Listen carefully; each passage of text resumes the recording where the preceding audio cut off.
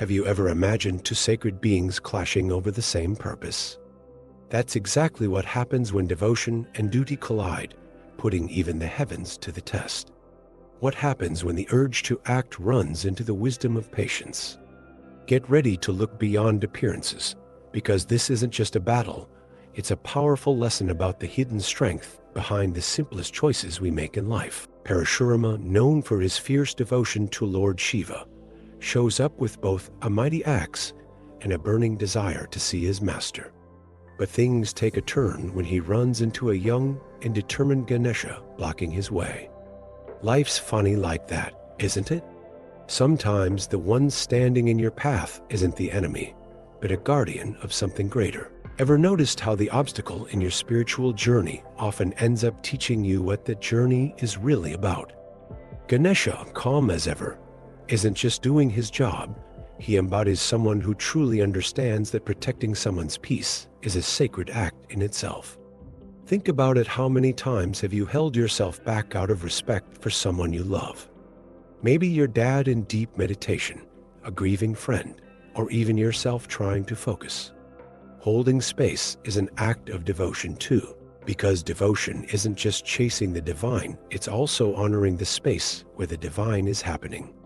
This moment shows us the real conflict isn't between two people, but between two kinds of love: the love that seeks and the love that protects. Ganesha reminds us of a boundary even the most devoted must learn, knowing when to wait. That's a tough lesson for those of us who always want to fix things by doing. Sometimes true power means knowing when to stop, breathe, and let life unfold in its own time. And as you'll see in just a moment, the tension between these two forces only gets stronger. Parashurama isn't used to being stopped. When he says he's a disciple of Shiva, his voice carries the weight of countless battles, unshakable loyalty, and a sense of pride shaped by years of victories. But Ganesha, steady as a mountain, doesn't flinch. He's not impressed by titles, he sees purpose. And the purpose here is crystal clear. No one, absolutely no one, should disturb Lord Shiva's silence during meditation. It's like trying to interrupt a star being born. Only someone who doesn't get it would dare step in. This growing tension between them reveals something we often overlook: how attached we become to our spiritual rights. Parashurama feels entitled to enter. He's a loyal devotee, after all. But Ganesha shows that loyalty doesn't always give you permission to interfere. How many times have you felt like you deserve something just because you earned it? But life doesn't always bow to effort, it bows to awareness. True worth lies in knowing when to act and when to step back. And the tension isn't just physical. It's in the air, in the looks they exchange, in the weight of the words left unspoken.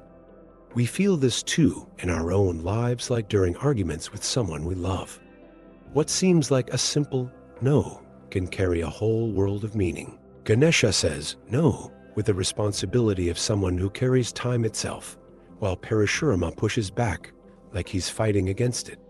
And when this kind of conflict finds no understanding, there's only one inevitable path forward. From the very beginning, their clash goes beyond just a fight. What seems like a simple standoff turns into a deep philosophical battlefield where two principles collide: the urgency of spiritual desire and the patience of true awareness. Parashurama wants in, he wants to see. But Ganesha shows that seeing the divine isn't about forcing your way through a door. It's about being ready when the door opens on its own. In other words, it's not you who breaks into the sacred, it's the sacred that chooses to let you in. Ganesha stands his ground because he understands something many don't: that strength without sensitivity is just stubbornness. Real devotion doesn't shout, it protects. It doesn't push, it respects.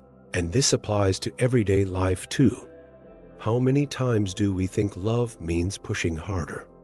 Whether it's loving someone, loving a teacher, or loving a purpose, it only works if there's respect for the other's space.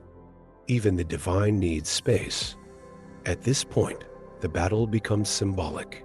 Parashurama's axe turns into the weight of spiritual ego, and Ganesha's staff becomes the calm response of someone who knows that protecting something sacred is an act of faith too. This isn't just a fight between two mythical beings. It reflects your own inner struggle between acting on impulse or acting with awareness. And as we'll see in just a moment, even gods need more than strength to bring an end to a fight like this. At the peak of the standoff, when everything feels ready to break, a single word echoes: Mahadev. No explosions, no lightning bolts, no dramatic movie ending. Just the memory of a presence so powerful, its name alone freezes time. That moment says more than 1,000 words. It shows there are forces in the universe that work silently, but can shift everything, including the inner battles we carry around. Sometimes all it takes is remembering what's beyond our control to calm the storm within. This invocation isn't just the solution to the story, it's a reminder of the cosmic order. Shiva, in deep meditation, is like the supreme awareness, watching everything, not stepping in, but still completely present. How often, in the chaos of life, do we forget to pause and call on something greater than ourselves? It doesn't have to be a fancy mantra. It can be a simple, "I'm here. Please guide me." Sometimes it's in a quiet breath. Sometimes it's just a sincere thought. Divine energy doesn't have to be loud to be real. The fact that Shiva doesn't step in directly carries a subtle lesson. Not everything needs an instant fix. Sometimes just recognizing the divine's presence is enough to shift the energy of a moment. That's how life teaches us. It waits for us to grow enough to see that it's not about winning or losing. It's about learning to look with the right eyes. And that's where true awakening begins. Even when it feels like the story's already over. Now that you've uncovered the hidden wisdom in this epic clash, what side are you choosing in your life? Acting on impulse or waiting with awareness? Are you ready to change the way you deal with your inner battles? Drop a comment and share how you're going to apply this in your day-to-day life. And don't forget to subscribe and turn on notifications so you can keep learning and growing on this journey.